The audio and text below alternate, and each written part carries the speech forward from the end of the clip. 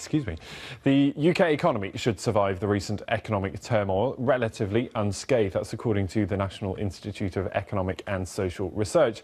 It is forecasting growth of 2.3% this year. It says that is unchanged from its previous forecast back in November. And is actually up from the growth that we saw in the UK of 2.2% last year.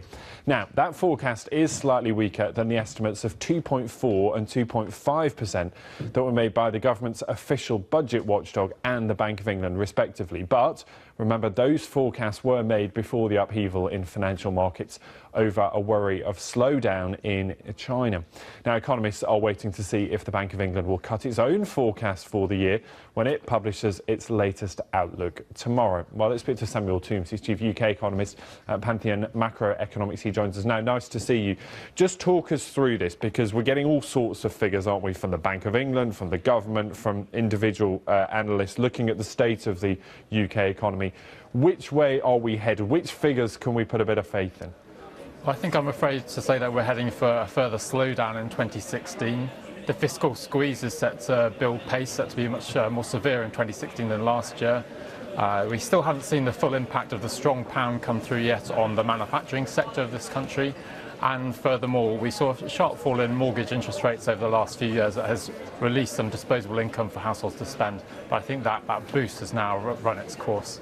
So what went wrong? Because for many viewers watching this, they'll think, look, the recession happened, things started to pick up. The politicians tell us that we've never had it so good, that wages are starting finally to rise, the economy's starting to ease off in terms of the downturn. Why are we now seeing this prolonged period, or this expected prolonged period, of slowing growth? Well, the slowdown that we're starting to see now really is reflecting declining confidence, particularly amongst firms. And that may well be related to the upcoming EU referendum that looks likely to be held this year now. That seems to be dampening animal spirits and investment intentions in particular, and has certainly contributed to a bit of a tailspin in the markets over the last month or so. So what needs to change? You talk there about it being optimism and confidence. There's so much uncertainty at the moment when you look at oil prices, you look at China. Of course, that EU referendum is looming for many businesses to get nervous about. What can they do? What is it that they are looking for, apart from just a bit of certainty?